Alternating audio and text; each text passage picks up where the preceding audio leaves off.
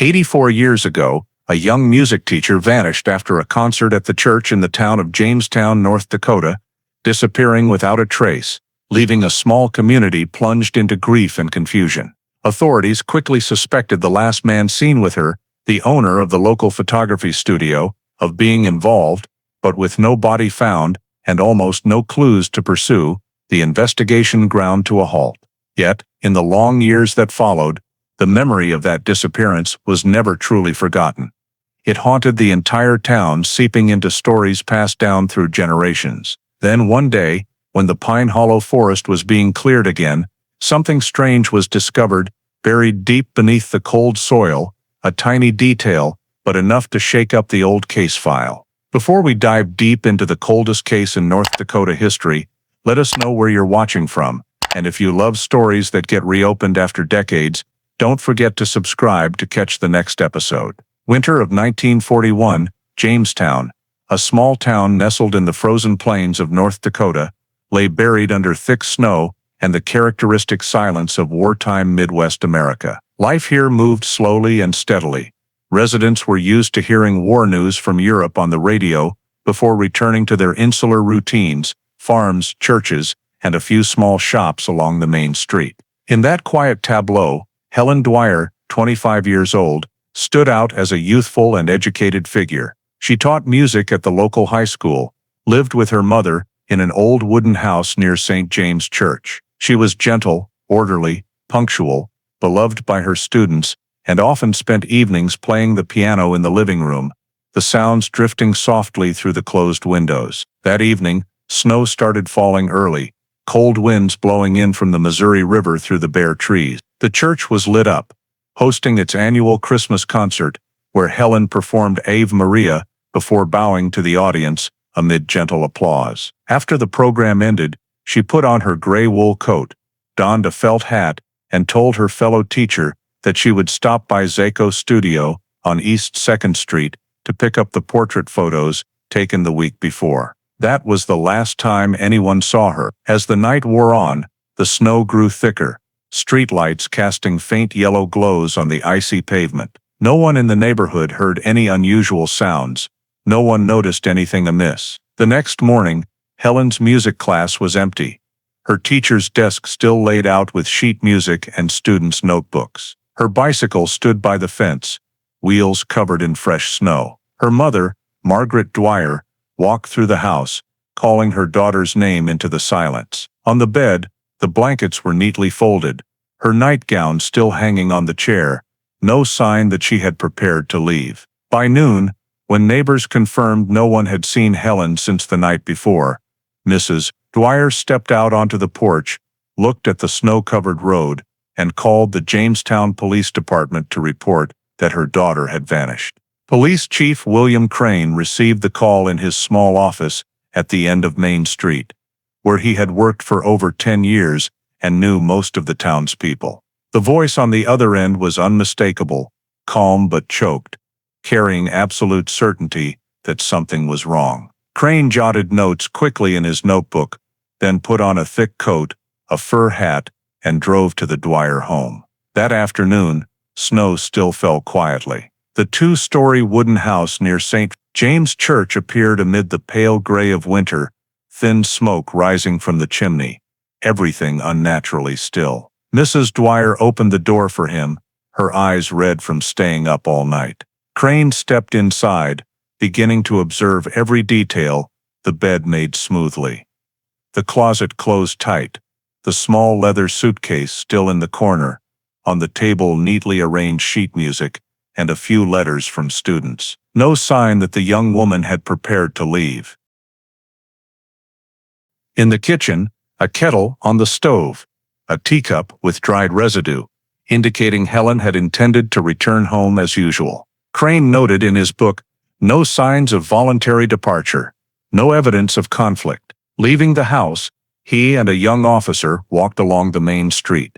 Traces from the night before were covered by fresh snow, leaving only flat white expanses stretching to the town center. At the church, the caretaker confirmed Helen had performed in the concert, said goodbye, and walked alone eastward toward Zaco's studio. Over a mile away, Christopher Zacco's small photography shop was closed, inside dark.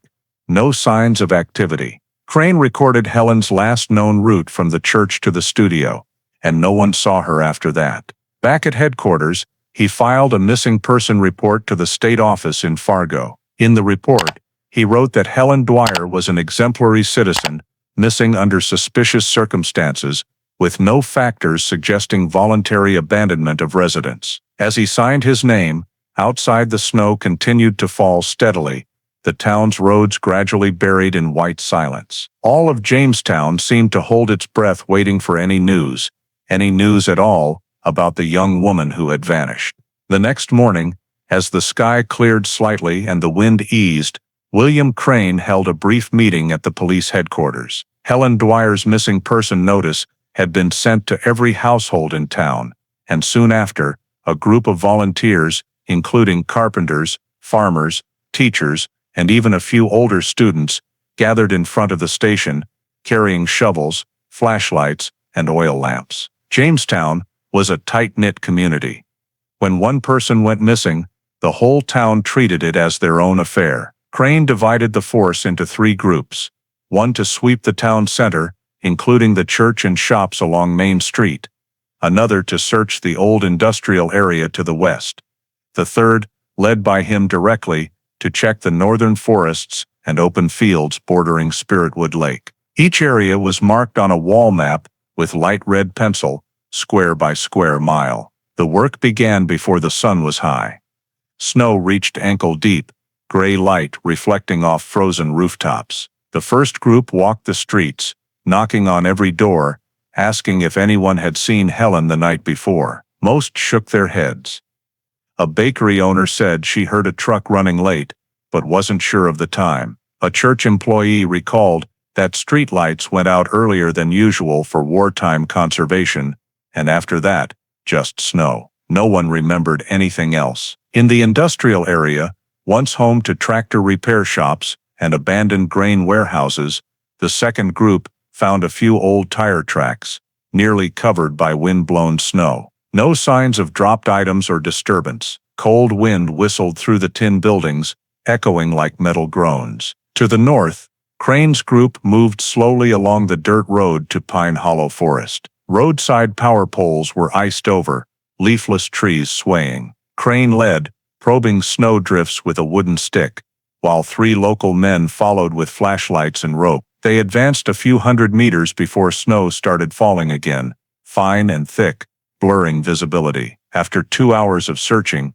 results were 0. No footprints, no belongings, no scrap of fabric. The ground was so uniformly white that road edges blended with fields. When the group returned to headquarters, the clock neared 4 in the afternoon. All 3 groups gathered in the small office. No one brought back anything significant beyond a few photos of snow-covered scenes. Crane listened to reports, quietly lit a cigarette, then flicked ashes out the window. He looked at the map, where red pencil lines covered the downtown area, then turned to mark a larger circle around Pine Hollow Forest. "We'll expand the search radius," he said firmly. "Rest tonight. Tomorrow morning, call in more people and tracking dogs. Start from the forest edge outward. I said swetcher tricken of Sid, but the Seth thing to terpeden." The order spread quickly. Night fell, snow falling thicker, covering all traces of the first day's search. On the way home, Crane stopped his car by the wooden bridge leading to the outskirts. Below, the creek bed was frozen, water trapped in gray ice. He gazed along the white road, stretching to the horizon, the direction Helen might have taken. Everything was silent, only wind swirling and steady snow on the car roof. In his mind, the town map appeared as a white maze where a person could vanish in one night, leaving not even a boot print. Crane gripped the wheel tightly, thinking of the mother waiting in the dark house and the open sheet music on the piano. He knew tomorrow they would have to go farther, because the answer certainly wasn't within the familiar boundaries of this town. On the 3rd morning since Helen Dwyer vanished, the search team assembled at the wooden bridge area north of town, where the dirt road into Pine Hollow Forest began. The sky remained overcast, snow flurrying lightly, light so dim that police cameras needed flash. A group of locals led the way, some with picks, others with sticks, probing every meter of snow. Crane and young Officer Wilkins stayed close to the bridge edge, observing the low ground near the frozen creek bed. There, a man named Earl, the town's tractor mechanic, bent down to pick up something protruding from thin snow. A light brown leather glove, the kind women wore in winter. Inside was still lined with smooth fabric, the wrist embroidered with 8. Crane took it, examined closely, then placed it in a paper bag. A few meters from the glove was a patch of disturbed snow. When the group used wooden sticks to clear the fresh layer, darker streaks appeared. 2 parallel grooves dug into the ice, stretching about 3 meters, interspersed with small indentations, like shoe marks or something heavy dragged. One man crouched and said softly, "Could be vehicle tracks." Crane knelt, measured with a ruler, then realized the distance between the grooves matched a small truck, the common Studebaker type in town. Thick snow made determining direction nearly impossible, but the smooth surface and faint skid marks showed the vehicle had turned down near the creek bank before returning to the main road. He ordered the area marked with wooden stakes, photographed the full scene, then divided the group to collect soil and snow samples around the skid marks. Wilkins used a pocket knife to cut blocks of snow containing tire tracks, placing them in metal cans to take back to headquarters. At the bridge edge, they found another deep round imprint like a man's large boot, along with a few broken branches. All were numbered and preliminarily sealed per manual procedure. As Crane stood up, he looked around fields stretching wide, snow-covered, the bare trees of Pine Hollow Forest blending into the fog. The dirt road into the forest was nearly buried, only a dark wooden marker remaining. He ordered the second group to continue probing in that direction within a 1-mile radius. Cold wind blew, making the notepaper in his hand tremble.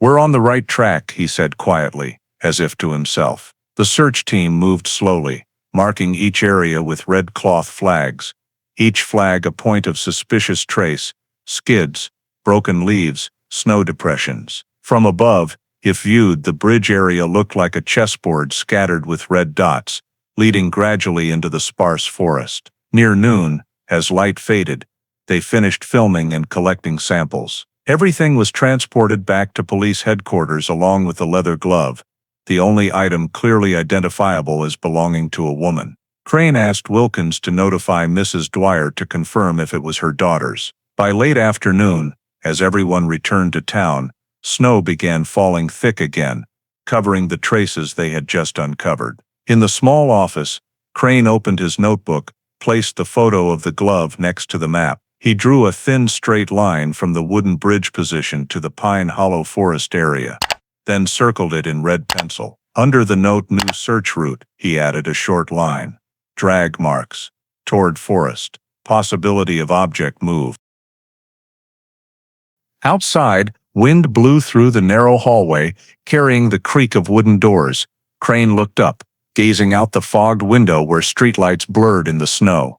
He knew they had the first traces, tiny puzzle pieces, but enough to confirm that Helen hadn't just disappeared. Something had happened on the road, leading toward Pine Hollow Forest, which from now on would become the focus of the entire search. The next morning, as reports from the search teams came in, William Crane began reviewing the entire list of people who might have seen Helen Dwyer on the evening she vanished. Only one name repeated in every account: Christopher Zacco, the owner of the small photography studio on East 2nd Street, who was known to have an appointment with Helen that evening to deliver the portrait photos. Crane and young Officer Wilkins arrived at the studio while the fog still lingered. The shop was sandwiched between 2 rows of old brick buildings, the wooden sign "Zacco Studio," portraits and family photos covered in a thin layer of ice. When they knocked, Zacco opened the door after a few minutes, thin-framed, with a gray face and deep-set eyes, like he hadn't slept. He spoke calmly, saying he had heard the music teacher was missing, but knew nothing more. Crane asked to pose a few questions. According to Zacco's statement, Helen came to pick up the photos around mid-evening, looked at a few test prints, and left completely normally. He insisted there was no argument or incident. When Crane asked for the exact time, Sacco replied vaguely that it was around 9 o'clock, maybe a bit earlier. He said he stayed to develop film until late and left the studio afterward, seeing no one else. The statement was short, smooth to the point of making Crane wary. He requested permission to inspect the studio. Sacco reluctantly agreed. Inside was a narrow room, dim red light spilling from the dark room in the back. The smell of fixer chemicals and photo developer was overpowering, stinging the nose. On the workbench lay a mess of plastic trays, wooden clips, glass tubes. The wooden floor was damp and patchy, as if recently wiped, but still showed streaks of water running toward the back door. A wall clock was stopped at 10 minutes to 10, no telling since when. Crane noted that, then opened the ledger next to the camera. The schedule had clear entries for customer names, but the page for December 17th, the day Helen vanished, was blank. Sacco explained he forgot to write it down because he was busy, though his voice grew more hurried. Crane bent down, noticing in the corner a damp cloth with a strong photochemical smell and a dark streak on the wooden floor like silver solution residue.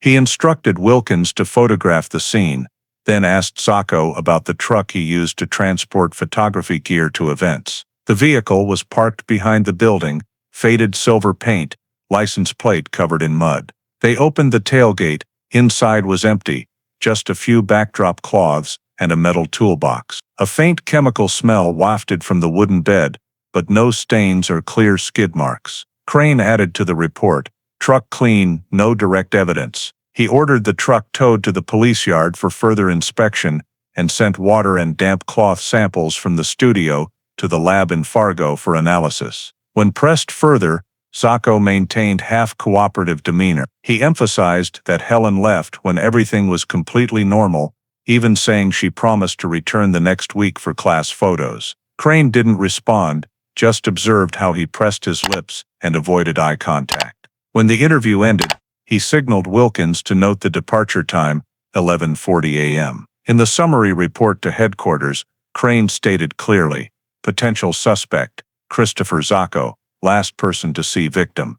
No direct evidence of violence, but irregularities at workplace. Strong chemical smell, damp floor, ledger time mismatch. He kept a copy of the photo of the stopped clock, seeing it as a potentially useful detail later. When word spread that Sacco had been questioned, Jamestown buzzed. Some regular customers said he was quiet, kept to himself, only socializing with female clients when necessary. Others defended him, saying he was gentle and hard-working, never in trouble.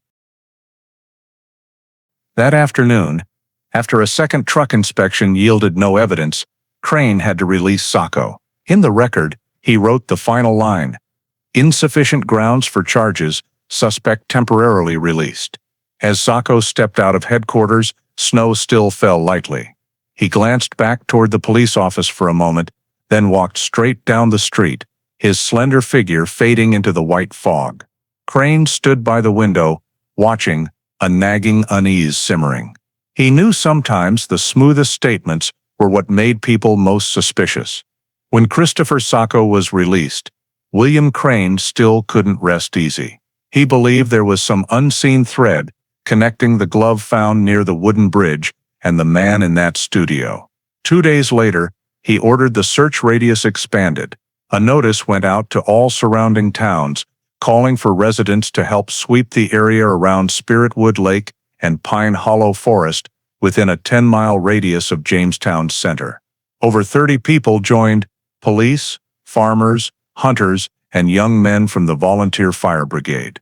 They brought tracking dogs, flashlights, and crude picks and shovels. The sky remained overcast, wind cutting like knives, the air thick with fog. Crane assigned tasks clearly. The first group swept the lake's edge. The second scoured dirt roads into the forest. The third, led by him, pushed deep into the northern swamp area. The searches lasted from morning to afternoon under near impossible navigation conditions.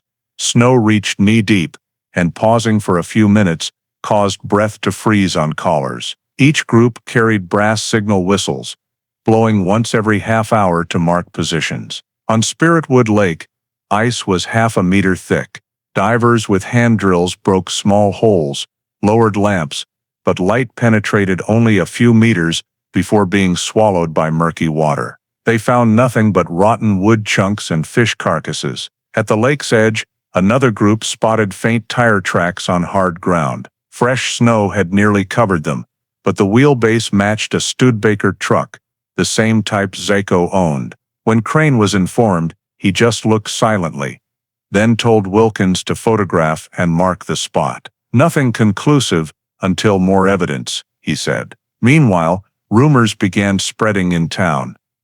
Some said they saw vehicle lights heading into the forest the night Helen vanished.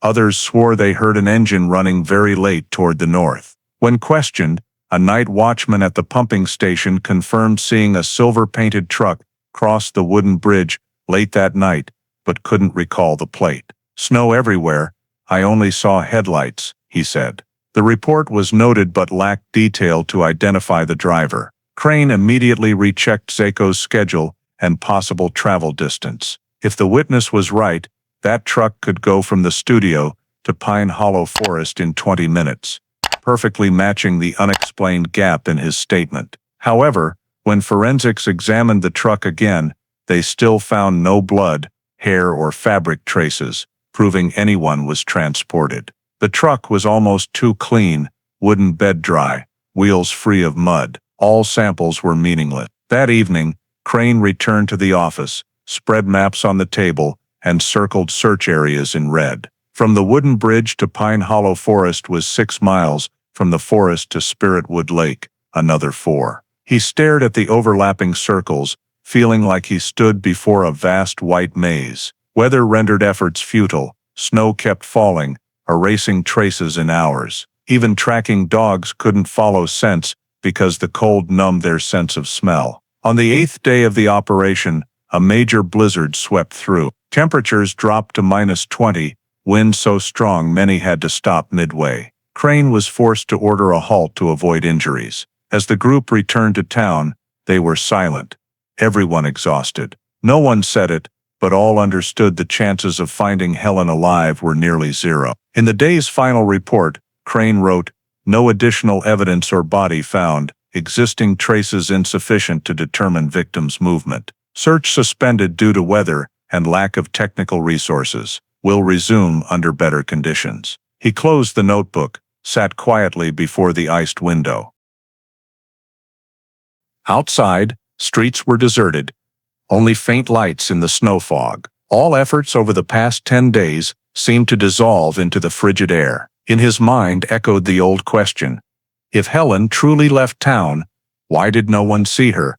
And if not, where was her body in this endless white expanse? In the weeks after the blizzard, the search for Helen Dwyer nearly ground to a complete halt. Roads were blocked, Pine Hollow Forest buried in thick ice, and Spiritwood Lake frozen solid, to the point even probing drills were pointless. Volunteer teams gradually withdrew, leaving only a few residents still circling the wooden bridge area each morning, like a habit. William Crane continued receiving sporadic reports from nearby towns, vague sightings of a figure walking in snow or late-night truck engines, but nothing confirmed. He spent most of his time in the office, cross-referencing notes, reviewing scene photos, trying to find something overlooked. But every detail seemed erased by winter. As January passed, the North Dakota State Police in Fargo sent a memo recommending suspension of the investigation until weather allowed resumption. Crane objected,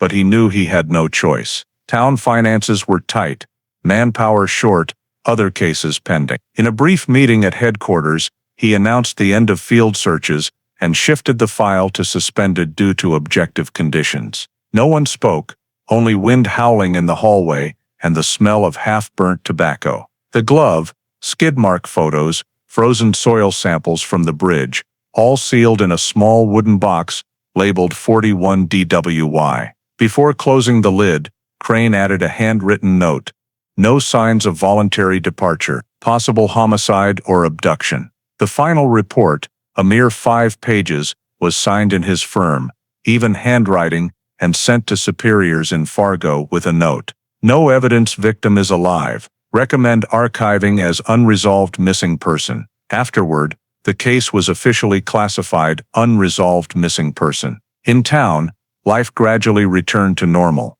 but a heavy silence cloaked the once searched areas. The wooden bridge, where the glove was found, became a spot residents avoided at night. When snow melted, children playing nearby saw leftover marking stakes protruding from the ground. Occasionally, Margaret Dwyer still visited the station, bringing her daughter's knitted scarf. She said little, just asked if there was any news, then quietly left. Crane always met her, but his answer never changed.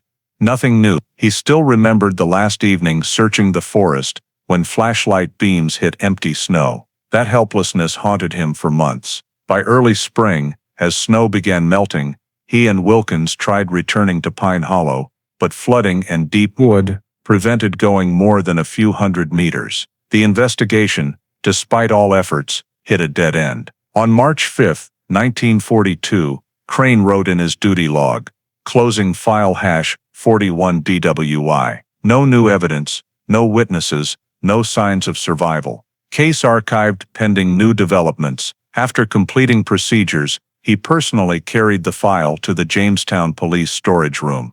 A small space with thick concrete walls, smelling of old paper and damp. He placed it in the third drawer of the iron cabinet, between a warehouse theft and an unsolved fire. Before locking, he stared long at the label on the spine, where Helen Dwyer, missing, was typed in even black ink, simple as any other case. But he knew behind it lay an unanswered void. That afternoon, Crane walked home along Main Street. Snow melted in patches, roads showing dirty black streaks. Church bells rang, evoking the image of the young music teacher at her final concert. He lit a cigarette, watching smoke dissolve into the cold air. Somewhere out there, Helen remained unfound, and he didn't know if he'd ever get another chance to reopen this file. June 2018, over 76 years after Helen Dwyer's disappearance was filed as unresolved. Pine Hollow Forest, once the 1941 search epicenter, was slated for clearing to expand an ecotourism road. A crew from the North Dakota Department of Transportation was sent to cut trees and level the northern forest area, long abandoned. On Monday morning, as a bulldozer pushed aside thick topsoil, worker Richard Holman spotted something odd in the dark, overturned earth. A small, smooth bone, about 15 centimeters long, unlike tree roots or animal bones they usually encountered. He stopped the machine, called the supervisor. Within minutes, they found more bone fragments scattered nearby, distinctly human-shaped. The crew immediately halted work and notified the Stutsman County Sheriff's Office. By noon, the site was cordoned off with yellow tape, and forensic experts from Bismarck were dispatched. Lead examiner Dr. Louise Eckert preliminarily confirmed adult human remains, buried shallowly, just over 30 centimeters from the surface. Near the skeleton, in damp soil, they found an old leather purse, frayed at the edges, styled from the 1940s. The zipper was rusted, but inside remained a few items, a rotted linen scrap, part of an embroidered handkerchief, and a silver necklace engraved with HD. The evidence was bagged, labeled Pine Hollow Excavation Site, June 2018. Eckert noted, adult female human bones, preliminary age over 70 years. Personal items, possibly linked to historical missing person. News spread in a day. Local papers ran headlines. Remains found in Pine Hollow Forest, suspected linked to 1941 disappearance. In Jamestown, older residents recalled the Helen Dwyer case like an old wound. Some, once her students, told reporters their mothers mentioned the music teacher who vanished in the snow. The next morning, the North Dakota State Police officially took over from the county, assigning the case to the Cold Case Division. Lieutenant Marla Jennings, head of the unit, arrived personally at Pine Hollow. Stepping into the secured forest area, she noted the burial soil was shallow, showing years of subsidence, likely from rain and root erosion. Under early summer sun, the once desolate site now sprouted young grass, only brown soil patches and orange markers remaining. Jennings ordered full soil sampling around the site, plus 10 control samples within a 20-meter radius for sediment comparison. Some workers said, when they first pushed the topsoil,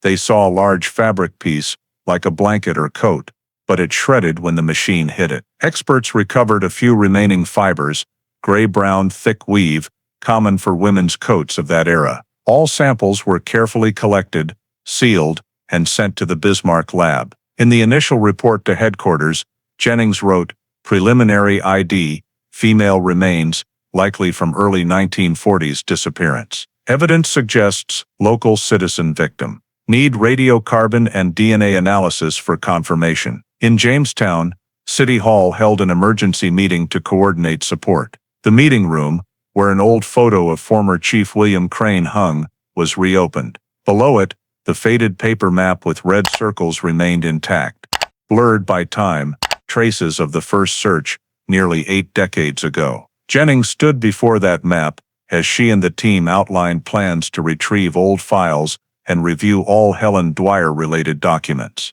That evening, evidence bags were transported to the State Forensic Lab in Bismarck by specialized vehicle. In the 15-degree cold room, technicians began arranging items on steel tables: long bones, skull fragments, silver necklace, and rotted leather purse. Each was tagged and digitally photographed. When the examiner opened the purse, the smell of old leather and damp earth mingled, evoking a buried slice of time. On the silver necklace, though faded, the letters HD still showed clearly under the light, like a message from the woman who vanished in the winter of 1941. Jennings stood silently gazing at the necklace, knowing from this moment the Helen Dwyer case was no longer just archived memory. It was back, awaiting answers. 3 weeks after samples reached the State Forensic Lab in Bismarck, the first examination results were complete. The 12-page report, signed by Dr. Louise Eckert, confirmed the Pine Hollow skeleton was a female, approximately 25 years old, with height and joint structure matching Helen Dwyer's 1940 medical records from Jamestown Hospital. Molecular biologists proceeded with mitochondrial DNA sequencing using hair samples from Helen's personal comb found in old archived evidence. On July 19, 2018, results were officially released. DNA match 99.98%. The bold line in the scientific report read, "Identified as Helen M. Dwyer, female, age 25." When the news reached Jamestown, the Stutsman County Sheriff's Office held a brief press conference. Lieutenant Marla Jennings stood before cameras, voice slow and clear. "We can confirm the remains found in Pine Hollow Forest belong to Helen Dwyer, missing since 1941. In the room, no one spoke, only camera shutters clicking in bursts. After nearly 8 decades, that name once again headlined every local paper. At the same time, in the Bismarck evidence storage room, technicians discovered another crucial detail in the old leather purse. While cleaning soil from the seams, they found a small roll of negatives wrapped in rotted wax paper. Under ultraviolet light, faint images appeared, the film surface intact, never developed. The label read Eastman Kodak, safety film, a type commonly produced in the early 1940s for 35mm cameras. This discovery prompted the team to immediately notify Jennings. She ordered the film roll sent to the Vintage Photo Restoration Lab at North Dakota State University for cold development to avoid damaging the old gelatin structure. The work took many days. Frames gradually emerged under dim light. One showing a winter shot of Jamestown's Main Street corner, another the simple interior of a room with lace curtains, and finally an image of a young woman in a long coat standing before the wooden sign Zico Studio. The experts determined the film roll was shot very close to the date Helen vanished, based on the clothing style and wear on the wooden sign in the photos. Jennings ordered full digitization and handover to the Digital Facial Restoration Unit. But the final frame was heavily damaged, leaving only a faint outline of a man standing obscured behind the window. No one could confirm who it was, but for her, that detail was enough to revive the old suspicion, the sole suspect from 1941, Christopher Zico. Meanwhile, the forensic lab continued determining the cause of death. Based on rib structure and skull fractures, experts noted signs of severe head trauma, a 3-inch diagonal crack, likely caused by impact from a hard-edged object. No knife wounds or binding marks were found. The left wrist was broken. The shoulder joint showed an old dislocation, indicating the victim was dragged forcefully before falling. Time of death was estimated around December 1941, matching exactly when she disappeared. The report concluded, death due to severe cranial trauma, consistent with assault. When Jennings received the final autopsy file, she read each line slowly in her office. The report ended with Dr. Eckhart's signature and a handwritten note. Case of probable homicide. Recommendation, reopen original investigation. That same afternoon, Jennings signed a memo to the North Dakota State Police, requesting formal reopening of the 1941 case. On July 23, 2018, a small ceremony took place at the Jamestown Police Headquarters. In the old room where William Crane once worked, thick files covered in decades of dust were laid on the table. Jennings, the police chief, a prosecutor's representative, and 2 new investigators signed the document reactivating the case. On the file cover, newly printed text read, Cold Case #41 DWY. Reopened July 2018. From that moment, Helen Dwyer's disappearance was no longer a closed chapter of the past. It became an official criminal case under reinvestigation, with physical evidence, modern forensic data, and a roll of film left undeveloped for over 70 years. That evening's local news opened with an image of the silver necklace engraved, HD light reflecting off the steel table. Below, a ticker scrolled slowly. Jamestown cold case reopened after 77 years remains identified. For North Dakota residents, it was not just news, it was an old memory rising from the earth, pulling them back to a long-ago winter when a young teacher vanished in the snow, leaving a final question that modern police now had to answer. The negative film found in Helen Dwyer's leather purse was sent to the Vintage Photo Restoration Lab at North Dakota State University, which had a facility specializing in cellulose nitrate materials. Lead technician Dr. Walter Wren noted the film's basic structure remained intact, but edges were rotted, requiring cold development and long wavelength light scanning to avoid damage. The process took 2 weeks, conducted in a sealed 12 degrees Celsius chamber. As the first image gradually appeared in the developer solution, the room fell silent. It was Helen Dwyer, seated on a velvet chair, hands on a violin, light from the window illuminating her face. Behind her was the distinctive patterned backdrop of Zacco's studio. The next 3 photos were restored in sequence, but only the final one made everyone pause. In the frame, Helen stood sideways, as if turning her head, with a blurred male figure appearing behind the fabric curtain, only the upper body visible. Light reflected off a metallic object in his hand, possibly a camera body or developing tool. Dr. Wren immediately notified Lieutenant Marla Jennings. She and a digital specialist traveled to Bismarck to examine the original photos. They scanned the entire film with a Leica resolution 10K scanner, then enlarged the suspicious area to 600%. Results showed the man standing very close to the victim, about 1 meter away, left hand on the table, right hand holding a short cylindrical object. The figure couldn't be an outsider since the angle showed only 2 people in the room, the photographer and the subject.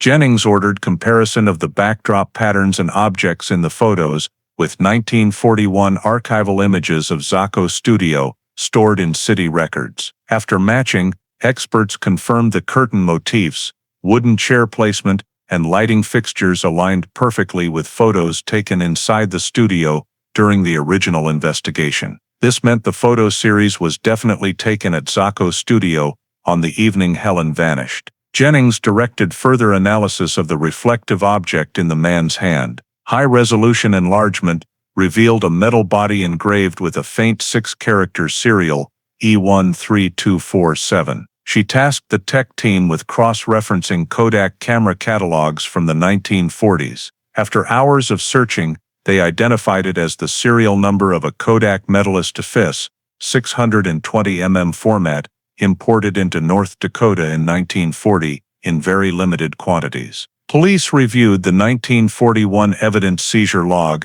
and found an overlooked detail. Christopher Zacco's property list included Medalist camera serial E13247 in regular use. The entry was handwritten by Chief William Crane during the studio search, but without electronic imaging systems at the time, the information was never pursued. When Jennings placed the two documents side by side, the enlarged photo with the engraved serial and Crane's handwritten log, the characters matched perfectly.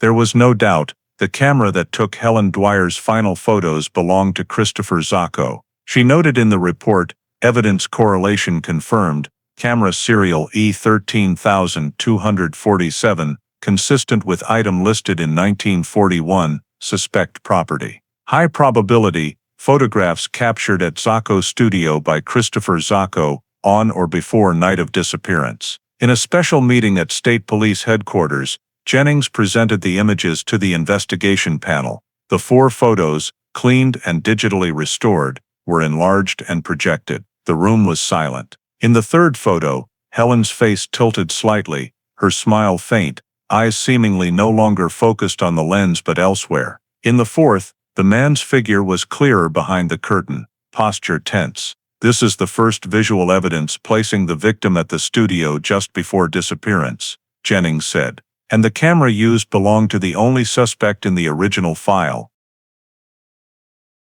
A light analysis expert added that based on shadow angles and light intensity, the photos were likely taken between 8 and 9 p.m., matching Zacco's 1941 statement that Helen arrived around 9. The perfect alignment made it clear his statement wasn't entirely false. He had simply omitted the end of that evening. Jennings ordered all images printed, the originals sealed and stored in central evidence. At the end of the 42-page report, she wrote the conclusion, recovered photographs constitute primary physical evidence, linking the victim and Christopher Zacco at the scene. Location confirmed as Zacco's studio, Jamestown, North Dakota. When the news broke, local TV stations replayed the 4 black and white photos.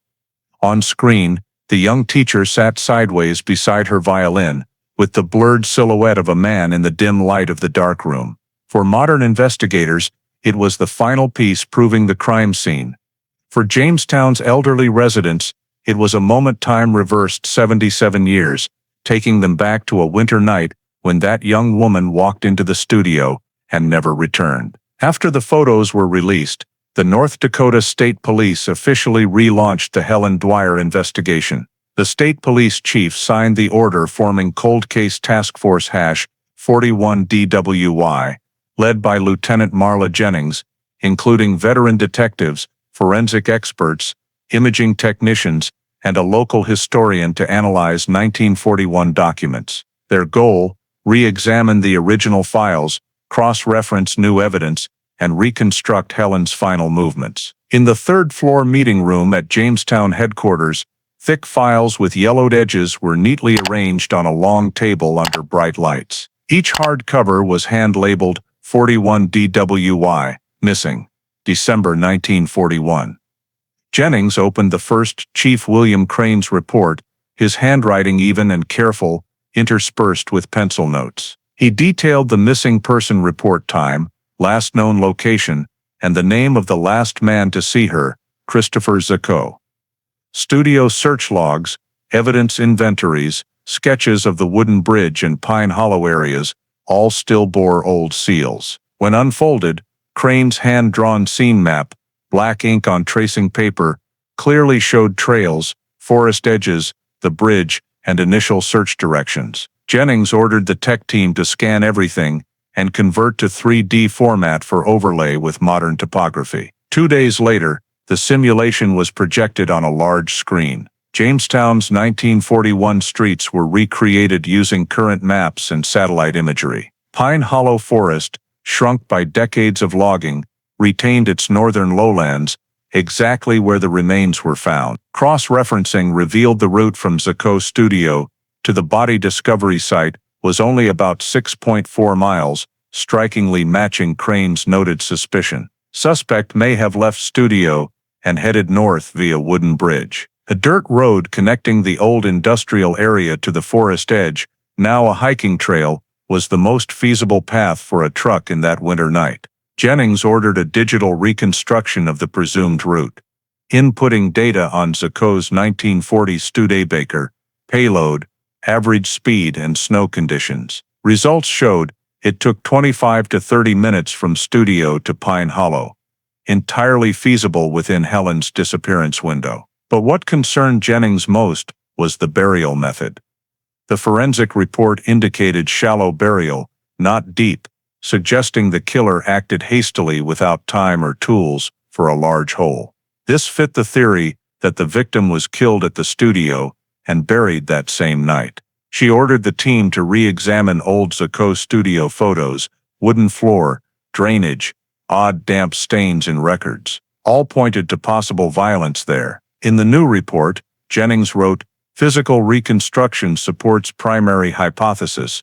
Victim killed inside Zako studio, body transported north to Pine Hollow for disposal.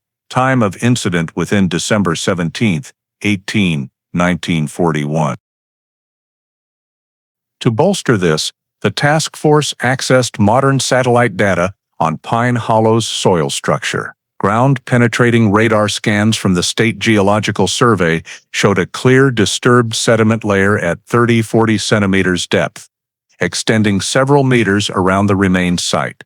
This proved the area was once dug with mechanical tools, possibly a shovel or small blade, consistent with what a man with a truck and material handling experience could manage. Simultaneously, Jennings ordered a review of Jamestown census data from 1941 to 1950, seeking anyone who worked or lived near Zako studio. Most were deceased, leaving only indirect witnesses, descendants of nearby workers, who recalled through parents hearing a loud engine that night, and the Photoshop lights on unusually late. All were documented and filed. The small clues gradually connected, and when the spatial model displayed the travel route on the map, a virtual red line ran from Zako studio to Pine Hollow, tracing the exact path of that winter night.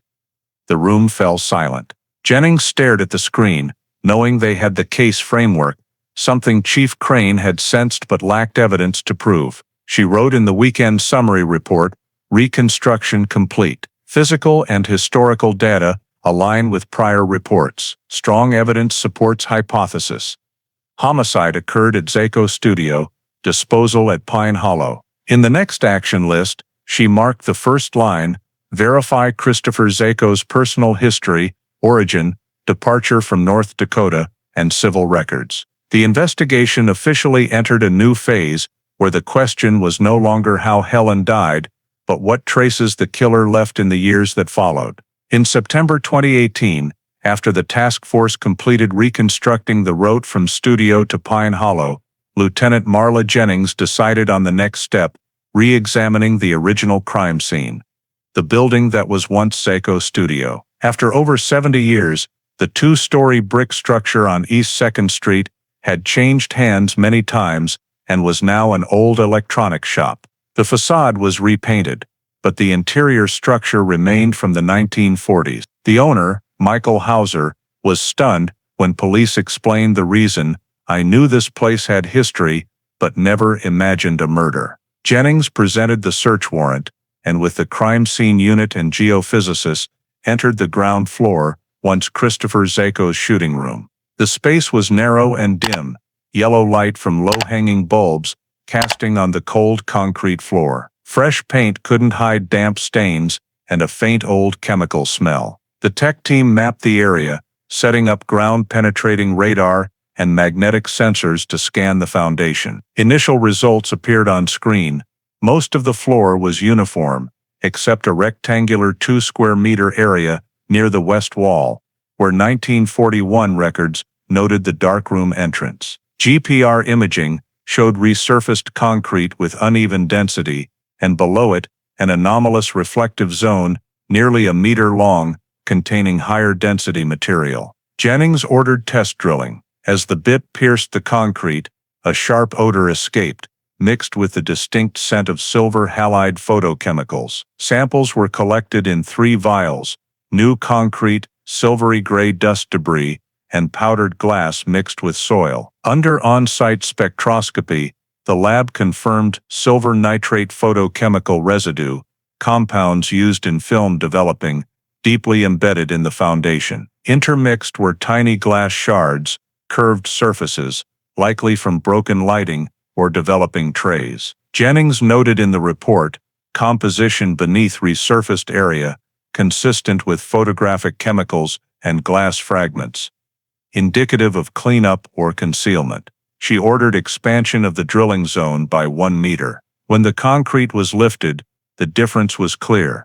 The bottom layer was old, mottled brown concrete, while the top resurfaced section was newer, smooth, mixed with fine sand, a technique uncommon locally at the time. A materials engineer noted it as evidence of emergency floor patching, possibly done in one night to hide prior damage. Jennings looked at the exposed area, where faint brown stains gradually appeared. Under UV light, the stains reacted faintly, indicating hemoglobin, classic signs of washed-away blood. All samples were sealed and sent to the Bismarck Forensic Lab for detailed analysis. A week later, results arrived. The studio floor composition contained silver ions, nitrates, and human protein traces, matching the biological markers in soil samples from Pine Hollow. Similarity exceeded 95%. The report concluded, material correlation established, soil and concrete residues, consistent, indicate same chemical source and biological contamination period. In other words, the Zacco studio floor had direct contact with human blood containing liquid and photochemicals at the time of the crime. Jennings presented the findings to the police chief, with electron microscope photos and comparison charts. She said briefly, "This is the original crime scene. All traces lead here." The task force unanimously agreed Zacco studio was where Helen Dwyer was attacked, and her body removed shortly after. There was no doubt. The dark room from decades ago was the crime scene Chief Crane had suspected but couldn't prove. In the 38-page summary report, Jennings wrote, "Forensic evidence confirms physical connection between crime scene and disposal site. Reconstruction of events supports primary conclusion, homicide occurred inside Zacco studio. Evidence of cleanup and resurfaced flooring indicates deliberate concealment. Case remains under active investigation." On October 2, 2018, State Police held a press conference at Jamestown headquarters. Jennings announced the findings to dozens of reporters.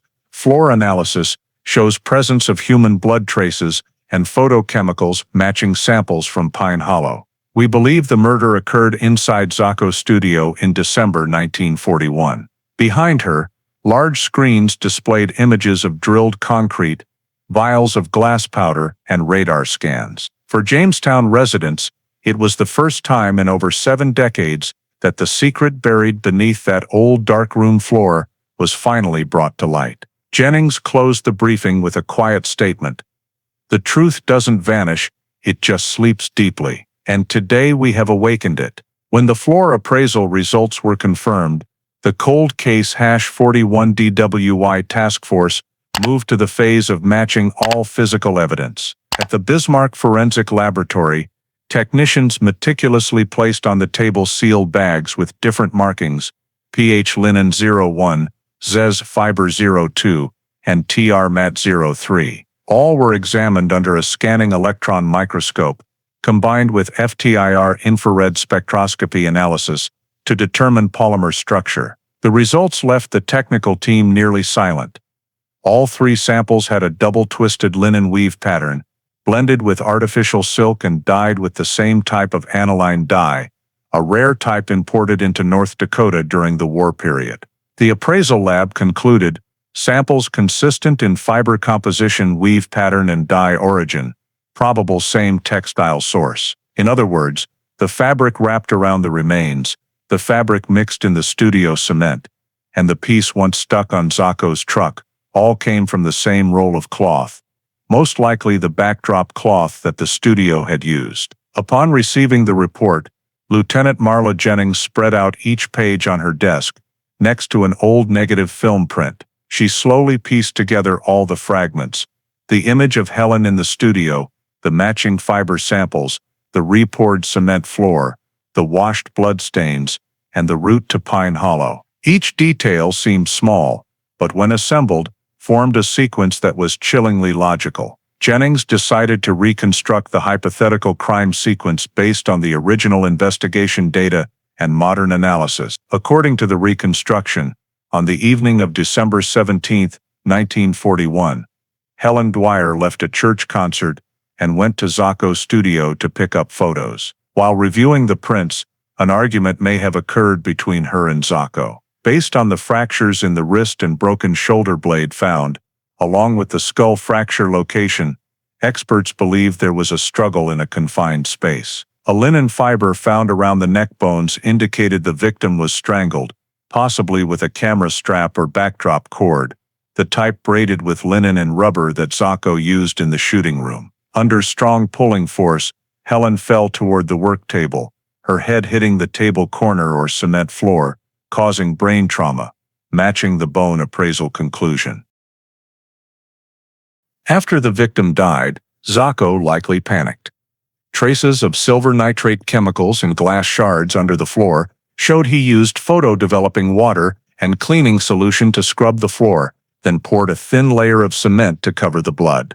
The blood-stained linen was torn, part discarded in the workshop, the rest used to temporarily wrap the body. The 1941 report noted a strong chemical smell and damp floor which Sheriff Crane had noticed but couldn't prove. Around midnight, Zacco carried the body out the studio's back door. Based on route simulation and witnesses seeing the truck heading north, Jennings believed he used the silver Studebaker to transport the body to Pine Hollow Forest. There, in the darkness and thick snow, he dug a shallow grave, burying the body along with the leather bag and some personal items. Soil samples around the remains contained silver ions, proving photochemicals had followed the person into the ground. When heavy snow fell the next day, all traces were erased.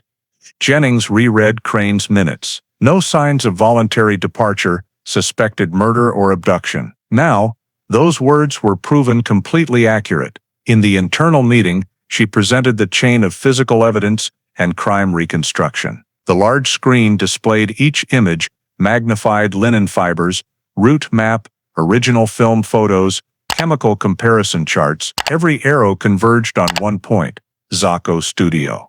A veteran investigator whispered, if Crane were alive, he'd feel relieved. Jennings' summary report sent that day was 19 pages long, with the preliminary conclusion in bold: based on forensic correlation and reconstruction, Helen M. Dwyer died of ligature strangulation inside Zacco's studio. Implement used likely photographic cord. Body transported and buried at Pine Hollow area within hours after death. The state prosecutor's office, after review, confirmed the evidence chain sufficient to classify this as intentional murder rather than an accident. The linen fabric analyses, photochemicals, blood traces, and transport route all confirmed a consistent sequence. The victim died in the studio, was moved to Pine Hollow Forest for concealment. That evening, Jennings sat alone in her office, opening Crane's old file. The paper had yellowed, but the predecessor's handwriting was still clear. I believe she never left town. She gently closed the file, her eyes looking out the window, where Jamestown's lights reflected dimly on the glass. Autumn wind blew through the trees, carrying a chill from Pine Hollow, and in that moment, she felt as if past and present intersected. The 1941 case had finally spoken the truth. It had kept secret for 77 years. 1 month after the task force announced preliminary conclusions, an unexpected call from Fargo forced Lieutenant Marla Jennings to pause her work. The caller was Eleanor Zacco, 63 years old, granddaughter of Christopher Zacco. She spoke slowly, hesitantly. I think I have something that might help you. The next day, Jennings drove over 2 hours to her house in the suburbs. It was a small house, hidden among old pines, with neat furniture preserved in old style. Eleanor brought out a dark wooden box, the lid engraved with faded CZ. She said the box had been kept by her father, Zacco's only son, after clearing his grandfather's belongings years ago, but never opened. I heard he was a photographer, temperamental. My father never mentioned it, just said some family matters should be forgotten. Jennings put on gloves, gently opening the lid. Inside were a few damaged film rolls, a rusted pocket watch, and a thick black leather notebook about half an inch thick, with worn corners. The first page was written in blue ink. Notes, 1941 CZ. The early pages listed clients, wedding photo orders, graduation photos, but in the middle pages the handwriting changed, scribbled, rushed. One particular passage caught Jennings' attention. Sometimes people don't know when to stay quiet. That girl was too curious, asked too many questions. She shouldn't have known about the darkroom. Next to it, another line in smaller script, must clean the floor before dawn. Can't leave traces. Jennings read those sentences over and over, a chill running down her spine. If not a direct confession, this was clearly a reference to a serious incident at the studio. She asked Eleanor if anyone had read the notebook before. The woman shook her head. I only found it while cleaning the attic last week. I thought you needed to see it. The notebook was sealed and immediately sent to the document appraisal lab in Bismarck. There, experts compared the handwriting with Christopher Zacco's signature samples from 1941 files, including rental contracts, tax declarations, and the statement he had signed. Under the microscope, the notebook writing matched in slant, ink pressure, and rare letter connection features like the elongated G. The appraisal report confirmed handwriting consistent with Christopher Zacco, with probability 99%. No indication of forgery or alteration. Investigator Mark Doyle, in charge of evidence matching, commented, "If these lines were truly written in late 1941, they are crucial evidence of the suspect's mental state after the crime." Jennings agreed but emphasized this was still circumstantial evidence, not an official confession. Nevertheless, the content about the dark room and cleaning the floor matched astonishingly with forensic results from the studio cement floor, where silver nitrate traces and human protein were found. Besides the scattered lines, later pages listed items: backdrop cord linen cloth, small shovel gasoline tarp. All were studio tools, but now they perfectly matched the crime sequence the task force had reconstructed: strangulation with cord, body wrapping with fabric, transport by truck, burial in the forest. Jennings ordered the entire notebook scanned, a digital copy saved, and the original sent to evidence storage. 1 week later, she announced the discovery in a closed meeting at state headquarters. When projecting those scribbled lines on the screen, the room fell silent. The state prosecutor whispered, "This is the missing piece of the puzzle." Jennings replied, "Not a confession, but its echo." She pointed to the enlarged darkroom's phrase, emphasizing, "This is no coincidence. Zacco wrote these lines right after Helen disappeared. No reason for a photographer to clean the floors unless he had something to erase." In the supplemental report sent at the end of November, Jennings concluded, "Recovered notebook constitutes circumstantial evidence linking Christopher Zacco to homicide of Helen Dwyer. Handwriting verified. Content references physical cleanup and secrecy, consistent with forensic findings at Zacco's studio." News of the notebook spread quickly. Major state newspapers ran photos of the yellowed pages, headlines reading, "A killer's handwriting resurfaces after 77 years. To Jamestown residents, each written page was like a voice echoing from the past, confirming the suspicions Sheriff Crane had carried all his life. Jennings closed the notebook in the end-of-day meeting, feeling every piece, chemicals, fibers, images, and now handwriting, was gradually closing a circle of truth. Though Christopher Zacco had long been dead, his lines were enough to force the past to awaken and face the light. In December 2018, as the investigation entered its 6th month, the Bismarck State Forensic Lab sent the Jamestown Police Department the final conclusion report. A document over 60 pages thick, stamped in red final forensic summary, Case #41DWY. Lieutenant Marla Jennings carefully opened the sealed envelope, placing each page on the small meeting room table. The opening line of the summary said it all.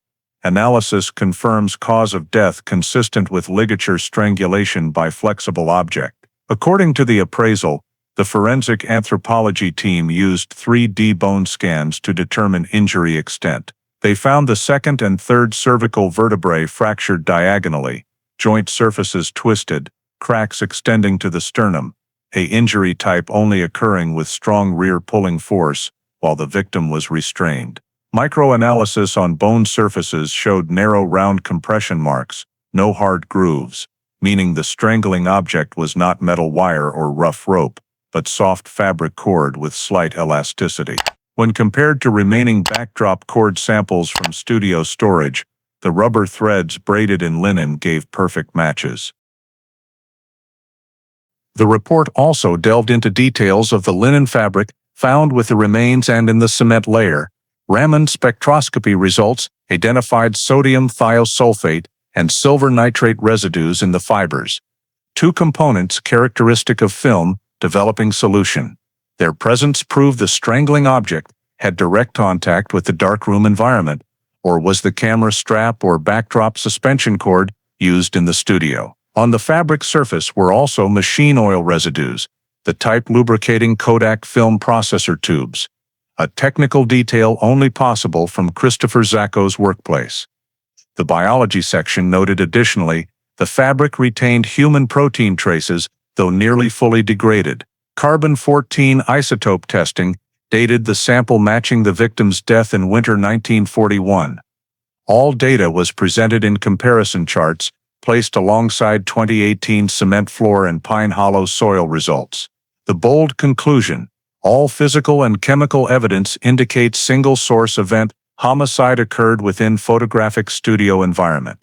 Jennings read each page, unconsciously gripping the file cover. She paused at the injury description analysis. Cervical vertebrae rotated 28 degrees, clean fracture, no laryngeal cartilage damage, characteristic of rapid, strong strangulation, typical in intentional homicides rather than accidents. Next to it was a software-reconstructed victim posture simulation. Helen sitting on a chair, pulled hard backward by a soft object, head tilted right. This 3D model perfectly matched the chair position in the original studio film photo. In the appendix, the forensic lab attached environmental analysis confirming trace silver nitrate chemicals and linen fibers in soil around the remains. The match between these two samples, from burial site and studio, reached 96.7% statistical rate, exceeding physical origin threshold. No doubt left, Chief Appraiser Dr. Eckert handwritten noted, the crime implement originated from inside the photography studio, and the murder occurred there. Jennings looked up at waiting colleagues. Her voice low and firm. Helen Dwyer's official cause of death is strangulation by soft object containing photochemical residues. This is intentional homicide, not occupational accident. That statement closed 77 years of doubt. In the summary meeting with the prosecutor's office, Jennings presented the full evidence chain: skeleton with neck fractures, linen fabric contaminated with chemicals, re-poured cement floor, Zacco's notebook, and final film roll. Each element fitted into its place, forming a complete structure of a sophisticatedly concealed murder. She said, no gaps left in the sequence. The perpetrator used his own professional tools to kill camera strap, chemicals, and darkroom, then his cleaning skills to erase all traces. The case panel signed the unanimous final conclusion minutes: cause of death, ligature strangulation by photographic cord. Manner of death, homicide. Intentional act. Crime scene, Zacco Studio, Jamestown, North Dakota. The conclusion was sent to the State Justice Agency for official filing. As Jennings placed the final stamp on the cover page, she thought of William Crane, the old sheriff who had written in his diary, "The truth always remains, no matter how deeply buried." Now, his words had come true. Helen Dwyer had finally regained her voice, and the entire state of North Dakota knew the 1941 winter disappearance was no longer a mystery. It was an intentional murder. occurring in a dark room where that woman's final light was extinguished amid photography chemical trays. In January 2019, nearly 80 years after the disappearance, the Helen Dwyer investigation file was completed in a form even old Sheriff William Crane could hardly imagine: 314 pages of documents, 27 sealed evidence items, 14 photos restored from original film rolls, and hundreds of digital forensic data files. Lieutenant Marla Jennings signed the last page of the synthesis report, stamping red Final Investigative Report, Cold Case #41DWY. Each section was clearly divided: disappearance context, Pine Hollow site traces, material forensic analysis, image appraisal, witness cross-reference, handwriting evidence, and criminal conclusion. On the conference table, the document stacks were aligned straight. White lights shone on glossy plastic covers, reflecting each printed code: pH01, soil sample, ZS02, concrete residue, LN03, linen fiber, California 04, camera serial. Each evidence code was a puzzle piece of a case spanning 2 centuries. As Jennings read the inventory checklist, her voice even and slow. Total 27 evidence items, 14 restored photos, 9 independent appraisal results, 3 historical witness cross-references, 1 verified suspect handwritten document, all unified in the same direction. Helen Dwyer was murdered at Zacco Studio, Jamestown, winter 1941. Investigators around the table quietly flipped through the files. In the middle section, restored photo pages showed Helen's faint face through the old lens. Behind her, the shadow of a man with a camera whose serial matched the 1941 minutes. A small caption below: recovered frame #4, Zacco Studio interior. In later sections, GPR-scanned cement floor images showed the re-poured layer. Chemical charts displayed matching silver ions, nitrate, and human protein between Studio and Pine Hollow. Bone neck and linen fabric results were framed separately, like forensic certificates of time. Jennings looked at the evidence summary chart on the large screen, a data chain from 1941 to 2018, connected by thin but precise threads. On the timeline, each milestone appeared: 1941. Helen disappears, 1942. File closed, 2018. Remains discovered, 2018. Film restored, 2019. Forensic conclusion. All evidence perfectly aligned with that timeline. No gaps left, only the continuation of pieces pinned after 77 years. Next to the file was a copy of Christopher Zacco's old notebook, placed in clear plastic. Jennings opened it, stopping at the page with "must clean the floor before dawn." She slowly said, "We have motive, means, and concealment. Though no subject to prosecute, this case has sufficient elements for homicide by intent." Forensic experts nodded. In the synthesis, the investigation conclusion section stated clearly, all evidence elements link consistently across decades. Murder committed inside Zacco Studio, body buried at Pine Hollow within hours. Evidence scientifically verified using modern forensic technology. When the report was complete, the file was sealed in a hard gray cover, labeled North Dakota State Bureau of Investigation, Cold Case Division. A paper copy and digital version were sent to the state prosecutor's office for review. This was the first time in North Dakota history that a 1941 criminal case was resubmitted as a current file. Jennings and 2 investigators carried the evidence to the prosecutor's building in Bismarck on a cold, late January morning. In the vehicle, evidence boxes were secured with safety straps, numbered sequentially. Each box held a part of history that had slept for 80 years. As they entered the state prosecutor's office, Mr. Robert Keener, a silver-haired man known for caution, greeted them. He opened the thick file, read a few opening pages, then looked up.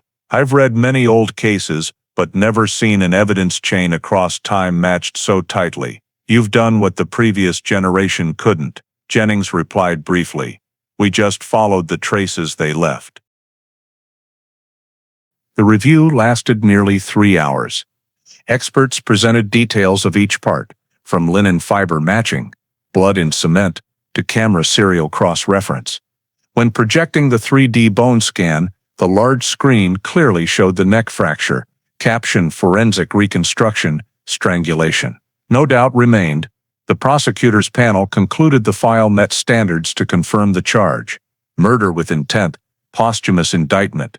Though Christopher Zacco had died decades ago, the case was still presented as an official judicial conclusion to record legal truth and close the state's longest missing person file. That afternoon, Jennings returned to Jamestown, carrying the prosecutor's stamped file copy. She placed it in the office glass cabinet, next to William Crane's old photo. Through the glass, the two files, one yellowed from 1941, one brand new from 2019, lay side by side, like two halves of the same story.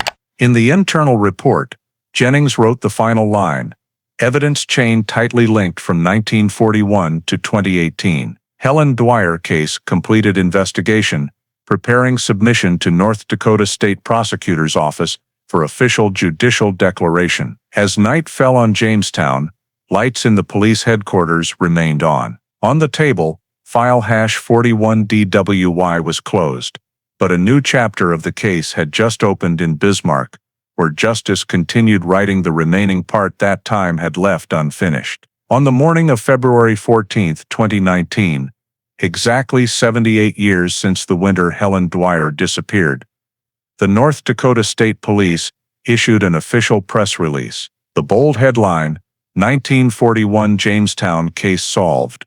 Perpetrator identified as Christopher Zacco. The press conference was held at the main state police building in Bismarck, attended by local media, prosecutors' representatives, and the cold case #41DWY investigation team. Lieutenant Marla Jennings, leading the investigation, stepped to the wooden podium, holding the over 300-page sealed report. Her voice rang clear through the microphone.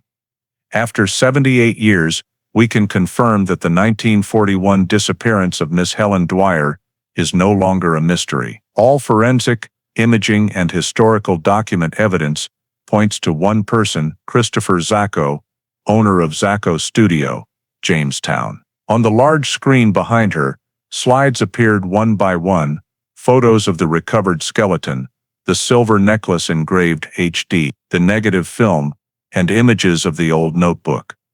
The investigation results summary stated clearly: DNA match 99.98% with Helen Dwyer's hair sample. Chemicals and blood traces under the studio floor contain human protein and silver nitrate, matching the type in Pine Hollow soil samples. Linen fabric wrapped around the body, fabric in the cement, and fabric from the suspect's truck, all from the same weave origin. Zacco's notebook contains entries related to floor cleaning behavior, authenticated by handwriting analysis. Neck bone injuries confirm the victim was strangled with a soft object contaminated with photochemicals. Jennings paused for a few seconds before reading the final conclusion: cause of death: ligature strangulation by photographic cord. Manner of death: homicide. Intentional act. Perpetrator identified: Christopher Zacco. The entire auditorium fell silent. Many reporters scribbled furiously, camera flashes firing continuously. After nearly 80 years, the name that had only existed in Sheriff William Crane's old files was now publicly named as the perpetrator of the oldest case in state history. The second part of the press conference was chaired by State Prosecutor Robert Keener. He confirmed the prosecutor's office had reviewed the entire file and concurred with the investigation conclusion. Modern scientific evidence has reconstructed the truth that 1941 could not prove. We declare the Helen Dwyer case resolved, and perpetrator Christopher Zacco, though deceased in 1954, bears legal and historical responsibility for the murder. According to civil records, Zacco died in a car accident in suburban Minneapolis, Minnesota, at age 42. He had never been prosecuted, and his death at the time was considered a normal accident. Now investigators concluded that man had carried the secret of his crime for the rest of his life. When Jennings was asked her thoughts on the outcome, she replied briefly, "Justice is late, but it still arrives." She emphasized that identifying the perpetrator was not for revenge, but to restore truth to the victim and honor to previous generations of police. "We stand on the foundation built by people like William Crane. They had no DNA technology, no ground-penetrating radar, but they had intuition and persistence. That is what led us here." After the conference, the full investigation summary report was publicly released on the state portal. The first 20-plus pages detailed the evidence cross-referencing process, crime scene reconstruction, film restoration, and forensic analysis. At the end of the document was the official statement from the North Dakota State Police. This investigation demonstrates the endurance of truth. Case hash 41 DWY, initiated in December 1941, is hereby resolved. The offender has been identified as Christopher Zacco.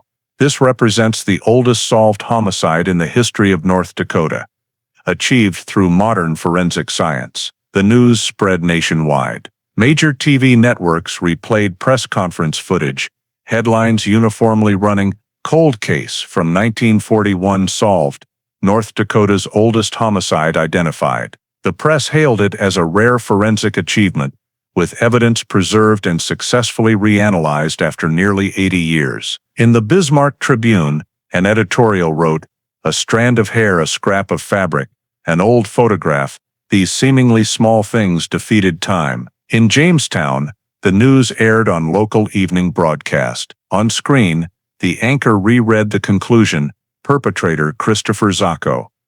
The man once seen as the town's gentle photographer is now confirmed as the one who murdered music teacher Helen Dwyer in his studio on a December night in 1941. Stores around East 2nd Street, where Zacco's studio once stood, closed early that day. A few residents brought flowers to place at the door, not to mourn the perpetrator, but to commemorate the woman who vanished in the snow and has now regained her identity. That evening, Jennings left headquarters as light snow began to fall. On Bismarck streets, yellow lights reflected on wet pavement. She thought of Helen's image in the final photograph, sitting before the backdrop curtain, eyes shining with the light of someone who hadn't yet known her fate awaited. 78 years later, that light had finally been seen again, not through Zacco's lens, but through the lens of justice. Immediately after the official case results announcement, the North Dakota State Police required the Cold Case hash 41 DWY task force to produce a professional evaluation report, an independent summary analyzing why the 1941 investigation failed and what the justice system at the time missed. The document was titled Lessons from Jamestown, Investigative Limitations and Forensic Progress, 1941-2019. Lieutenant Marla Jennings, who directly led the case, served as chief editor. She wrote in the introduction, "Solving a case after nearly 8 decades is a triumph of modern science, but also a bitter reminder that had 1941 procedures and technology been more standardized, Helen Dwyer might have been found that very winter." The first section of the report analyzed 3 core weaknesses in the original investigation. First, evidence preservation issues. In 1941, Sheriff William Crane collected many critical samples: damp cloth, water streaks, darkroom wood floor, and work table cover fabric. However, North Dakota at the time had no cold storage or standard sealing techniques. Samples were stored in wooden boxes, unsealed, leading to contamination and chemical evaporation. The report stated, only 1 of 11 samples remained viable into the 21st century. Had preservation followed proper protocol, chemical evidence could have proven cleaning activity and blood traces from the start. This loss forced the first investigation to rely on sensory observation, something Crane noted in his diary: strong chemical smell and damp floor, but no way to prove it. Second, farming scientific analysis tools. At the time, DNA identification, chemical analysis, or microphotography did not exist. Material comparison relied entirely on the naked eye and manual magnifying glasses. They could not detect silver nitrate and sodium thiosulfate in the floor, nor test washed blood traces. Jennings noted, the Helen Dwyer case shows the boundary between intuition and science. Crane sensed something wrong, but had no tools to prove it. We cannot blame him. The era did not allow it.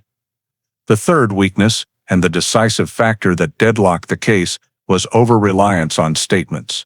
The entire 1941 investigation direction hinged on assuming Christopher Zacco told the truth when claiming Helen left normally. With no direct witnesses, police had to rely on statement logic. No cameras, no recording devices, no forensic testing, and cross-examination limited by outdated procedures. The report stated, when the system can only believe or disbelieve a person, justice becomes a gamble. Jennings quoted from old files. No evidence doesn't mean no incident. That line from Crane himself is now seen as a symbol of the lack of objective investigative methods in the first half of the 20th century. The report also pointed out other objective causes: World War II spreading, police budgets cut, and investigative teams in small towns, like Jamestown, consisting of just a few people. They could not conduct wide area searches or request scientific support from the state level. Everything was done by hand, from mapping, marking scenes, to filing records. One snowstorm erased all traces, Jennings wrote. The final section shifted to 21 stay-century professional lessons. Jennings emphasized 4 principles drawn from the case. 1. Evidence preservation is the foundation of every investigation. Without samples, modern science cannot help, even 100 years later. 2. Technology does not replace human intuition, but intuition must be proven with data. 3. A federal cross-referencing mechanism for old files must be established. If 1941 North Dakota had a central civil database, Zacco's identity could have been traced. 4. Never consider a missing person case closed without a body. The report closed with a brief but frank assessment. The Helen Dwyer case is not only proof of forensic technology progress, but a reminder that delayed justice is not fate. It stems from avoidable errors. Today's diligence is tomorrow's salvation for victims. When Jennings presented the report at the statewide professional conference in Fargo, many young officers fell silent. On screen, images of 2 files, one yellowed, one brand new, were placed side by side. Between them are 77 years, but also the distance between intuition and science, she said. The entire room stood and applauded, not just for the closed case, but for an old generation of police who planted seeds of justice in a blizzard, so others could later find truth in the light of science. In April 2019, 2 months after the official announcement, the North Dakota Police Academy held a special seminar titled Justice in Time: The Helen Dwyer Case and Modern Forensics. Over 100 cadets, instructors, and investigators from neighboring counties gathered in the Academy's large auditorium in Grand Forks. On stage, Lieutenant Marla Jennings and the task force presented the full case-breaking process from remains discovery at Pine Hollow to forensic conclusions and perpetrator identification. Detailed slides of negative film, radar scan maps, and DNA data chains left many young attendees speechless. A veteran Academy instructor said, "This is not just a case story, it's a lesson in how science can revive justice." After the seminar, the Helen Dwyer case was officially added to the Academy's curriculum as state-level teaching material within the course Cold Case Investigation and Forensic Preservation.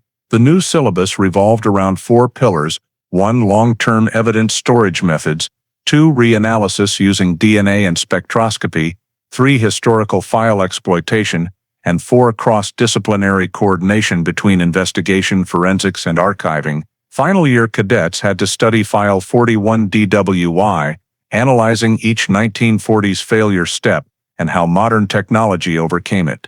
In the lab, simulated evidence bags were created matching Dwyer case codes ZS02, LN03, PH01. Under fluorescent lights, students learned to read fiber structure, analyze chemical ions, and compare DNA, replicating exactly the process Jennings' team used. Soon after, the State Department of Justice established the Historical Evidence Archiving and Reanalysis Program under the State Bureau of Investigation. The program was designed based on the 41 DWI model, inventory all criminal files before 1970, identify cases with remaining physical evidence, and plan modern technology re-examination. In the founding document, the Helen Dwyer case was named as the starting point for historical evidence retesting policy. In the first year, over 240 files statewide were screened, with 12 selected for additional DNA testing. North Dakota State University simultaneously launched the interdisciplinary course Forensic Archival Science,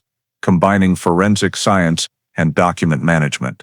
A large plaque in the main hallway read, "From Jamestown 1941, the case that changed the way we preserve truth." Here, students learned that justice resides not only in courtrooms, but in every properly preserved report. One piece of evidence stored to standard can save a case a century later, Jennings said at the inaugural lecture. The case's influence extended beyond academia. Small police departments across the state began applying cold sealing standards for old evidence, using electronic identifiers and centralized storage systems. At the federal level, the FBI sent a thank you letter to North Dakota for contributing a model to the National Cold Case Legacy Project, emphasizing that the Dwyer case was proof of the power of combining historical data with 21st-century forensic technology. Media continued to reference the story. American Forensic Journal dedicated an entire issue analyzing the case under the title, "The Case That Outlived Its Killer," a case that lived longer than its perpetrator. The article concluded, "Justice does not vanish with time. It only waits until science is strong enough to see it." Many law schools and criminal academies across the U.S. used the Dwyer case as an example in courses on investigative ethics and evidence management. In North Dakota, Helen Dwyer's image became a symbol of faith in justice's restoration. A wood-engraved portrait of her, based on the restored film photo, was hung in the Police Academy auditorium with the inscription, "Justice may sleep, but it never dies." Beneath the plaque, new cadets often paused for a few seconds before entering class, as a silent ritual. They knew every unsolved case carried the soul of those unheard, and their job was to awaken those voices. In the final summary report sent to the State Department of Justice at the end of 2019, Jennings wrote, "The Helen Dwyer case did not just close a missing person file, it opened a new chapter for North Dakota forensics. From a forgotten darkroom, we found the method to re-illuminate hundreds of other cases." Over a year later, when the first class graduated, 43 cadets from the Cold Case Investigation Program stood in line to receive certificates. On the large screen behind them was a black and white photo of Helen Dwyer, smiling gently in the frame restored from the undeveloped film roll. Under the lights, Jennings spoke briefly, "Every advancement we have today began with a girl forgotten in the snow, and the truth she left behind taught us that justice, though late, can still be restored." In June 2019, nearly a year after the Pine Hollow remains discovery, the Cold Case #41 DWI Task Force officially completed the final summary report. The document was bound in black, over 200 pages thick, with embossed title, Final Investigative Report, Case #41 DWI, the Helen Dwyer Homicide. This was the team's final document before disbandment, recording the entire case-breaking process from discovery, analysis, reconstruction to conclusion. Lieutenant Marla Jennings, team leader, along with members signed the first page, beneath the note. This report is submitted to the North Dakota State Bureau of Investigation for archiving as a model cold case investigation file. The report's introduction presented 10 main phases of the case, arranged chronologically. Phase 1, remains discovery and evidence seizure. Phase 2, preliminary forensic analysis and DNA confirmation. Phase 3, negative film and evidence photo restoration. Phase 4, investigation restart, 1941-2018 route, reconstruction. Phase 5, old studio examination, GPR technology. Phase 6, cement floor material and linen fiber appraisal. Phase 7, evidence matching and behavioral sequence reconstruction. Phase 8, suspect notebook appraisal and handwriting authentication. Phase 9, bone analysis, cause of death conclusion. And finally, Phase 10, file completion, submission to prosecutor's office, and results announcement. After the summary section, the report devoted over 100 pages, detailing the forensic techniques applied, considering them the backbone of the investigation. Each technique included an appendix describing tools, procedures, and results. First was mitochondrial DNA analysis, the technique that identified the victim using hair samples stored in old files. Next was Raman and FTIR spectroscopy to identify photochemical residues on linen fabric. Ground-penetrating radar scans detecting the re-poured floor layer at the studio. Cold development restoration of negative film yielding 4 original photos, and handwriting analysis proving Christopher Zucco's notebook authentic. The report emphasized, no single piece of evidence alone could solve the case, but combined, they formed a closed logical chain, a model for interdisciplinary investigation. A separate chapter evaluated personnel roles. Jennings was credited with overall command, coordinating between forensic agencies, archives, and prosecutors. Investigator Mark Doyle handled data matching and historical route reconstruction. Photo lab technician Walter Wren managed negative film restoration.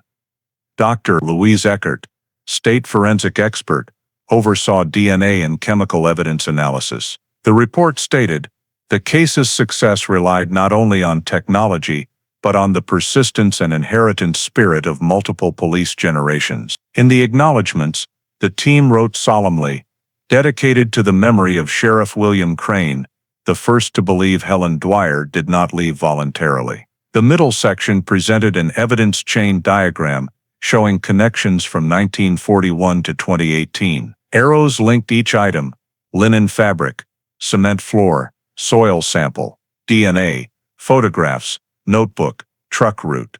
Beneath each was a code, analysis results, and cross-reference conclusion. The summary caption: all evidence threads interconnect.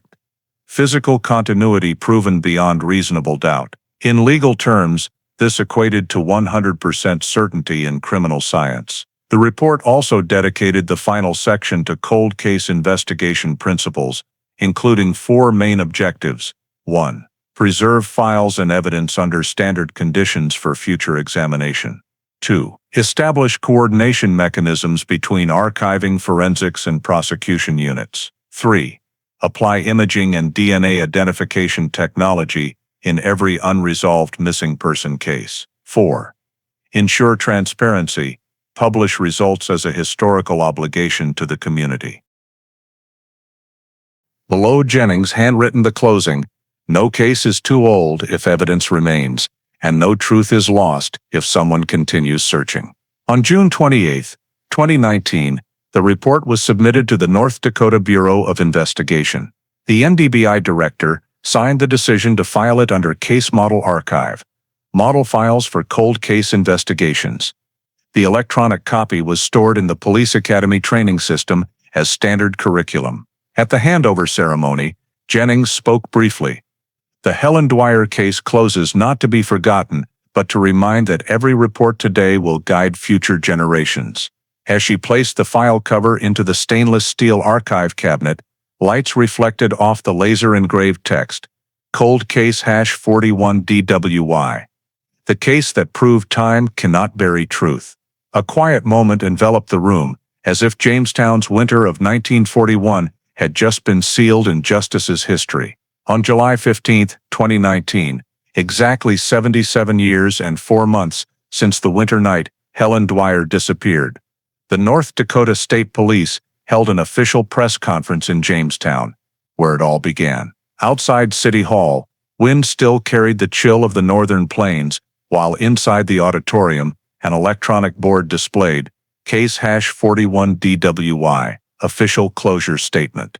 Lieutenant Marla Jennings stood at the wooden podium, voice low but clear, opening with the investigation team's now iconic line, "No case is truly closed until the truth is named correctly." She presented a summary of the 77-year journey, a chain spanning 2 centuries, considered the oldest case in North Dakota history, solved by modern forensic science. According to the report, the incident began on February 14, 1941, when 25-year-old music teacher Helen Dwyer left a church concert to visit Zacco's studio. She never returned home. The initial investigation, led by Sheriff William Crane, mobilized nearly the entire town force, but under harsh weather and lacking tools, no traces were found. A glove, a few skid marks in the snow, and vague statements from studio owner Christopher Zacco were all that remained. By late March 1941, the file was closed with unresolved missing person. Helen vanished from maps and many memories, surviving only as a sad mystery in porch stories. Then, 77 years later, in June 2018, while a crew cleared Pine Hollow Forest, their shovel struck something hard underground. It was a woman's skeleton, beside a leather bag and faded linen scrap. When forensic experts found the silver necklace engraved HD, history thought long asleep suddenly reopened. Subsequent DNA tests confirmed identity: Helen Dwyer, the 1941 missing person. From that discovery, a new investigation began. The State Cold Case #41 DWY Task Force was formed. Reviewing all old evidence, restoring negative film from the leather bag, and identifying Helen's final photo at Zacco's studio, showing a man's shadow behind her, matching the old suspect's description. When ground scans revealed re-poured cement under the old studio floor, and samples there contained the same photochemicals as fabric buried with the remains, the hypothesis strengthened. Helen was killed inside the studio, then taken to Pine Hollow for burial. Discovery of Christopher Zacco's notebook with the line, "A girl shouldn't know too much," became the final piece. In her presentation, Jennings emphasized, this was an investigation based entirely on physical evidence and modern technology. No witnesses, no confession, just science and the persistence of generations. From GPR scans, chemical analysis, DNA testing, to antique film restoration, all formed a complete logical chain, leading to the final forensic conclusion. Helen Dwyer was strangled with a camera cord on the night of February 14, 1941, body buried at Pine Hollow with personal items. The perpetrator, Christopher Zacco, died in 1954 in Minneapolis, carrying his crimes secret until exposed nearly 80 years later. After the speech, Jennings invited the state prosecutor's representative and NDBI director to sign the case closure minutes. The text was printed clearly. The state of North Dakota hereby declares case #41 DWY solved and officially closed. Camera shutters clicked continuously. Then the room fell silent for seconds. Several older officers stood, removing hats in police salute to the deceased. 3 days later, at Jamestown Cemetery, a simple but solemn reburial of Helen Dwyer's remains took place. The urn was placed in a small maple coffin, draped with the North Dakota state flag. The old linen scrap, silver necklace, and a restored film roll copy were included. A local band, students of Helen generations later, played Ave Maria, the piece she performed her final evening. Lieutenant Jennings placed a wreath inscribed, "For truth that never fades." She whispered, "She's come home," right where she left. During the ceremony, names were read of those who brought the case back to light: William Crane, who started it; Marla Jennings and the cold case team, who finished it; and all forensic scientists who proved time cannot hide truth. The next day's Jamestown Sun front page read, "Justice returns to Pine Hollow after 77 years." After the burial, at State Police Headquarters, a copy of File 41 DWY was placed in the North Dakota Judicial History Archive, beside other famous cases. A brass plaque engraved Case #41 DWY, Helen Dwyer, 1916-1941. Discovered and identified, 2018. Case closed, 2019. Below was Jennings' quote, "Time may fade everything except evidence and persistence." That same year, the State Department of Justice announced plans to expand the evidence retesting program nationwide, using the Dwyer case as foundation. At national forensic conferences, Case 41 DWY was seen as the model for justice delayed, not denied. By year's end, Jennings wrote her final line in her duty log, "I've spent half my life on cases without endings. Helen Dwyer taught me no ending is truly hopeless if someone believes in evidence." Those words were carved on a wooden plaque in the NDBI cold case investigation room, where every new investigator sees them upon entering. 77 years, a lifetime between two moments, the young woman stepping from church into 1941, snowy night, and the urn lowered into summer 2019 earth. Between them, time, technology, persistence, and people who refuse to forget. The Helen Dwyer case thus became not just a crime story, but an epic of how science and humanity together restore justice. As night fell, Jamestown grew quiet as before. Snow fell lightly on St. James Church roof, where Helen's piano once sounded. In the small cemetery on town's edge, a new headstone reflected streetlights.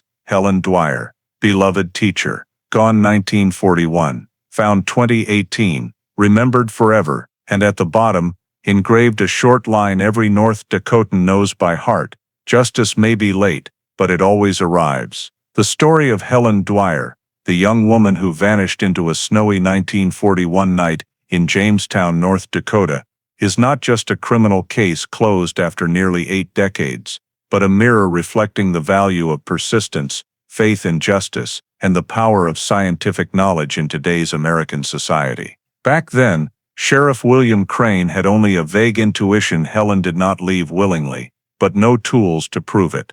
Nearly 80 years later, when DNA technology, GPR scanning, and spectroscopy were applied, every piece he sought finally fit. From an undeveloped negative roll, a chemical-stained linen scrap, to Christopher Zacco's handwriting in an old notebook, all remind us truth never dies, it only needs time and endurance to be seen. Today, in a modern America, that lesson remains vital. As society faces challenges, from misinformation to eroded trust in institutions, the Dwyer case reminds that justice must be nurtured by transparency, science, and respect for facts. North Dakota turning the case into training material, building archiving and retesting programs for old evidence, proves the spirit of never too late for truth. Every individual, even outside investigation, can learn, preserve truth, face the past without fear, and believe knowledge is the strongest tool to recover what seems lost. Helen Dwyer was not just found, she became a symbol that faith, though buried in snow, can still be unearthed by human light. Thank you for joining us on the over 70-year journey, seeking justice for Helen Dwyer, proof that truth is never buried forever. Subscribe to the channel to keep following cold cases revived from the shadows of the past. We'll see you in the next story.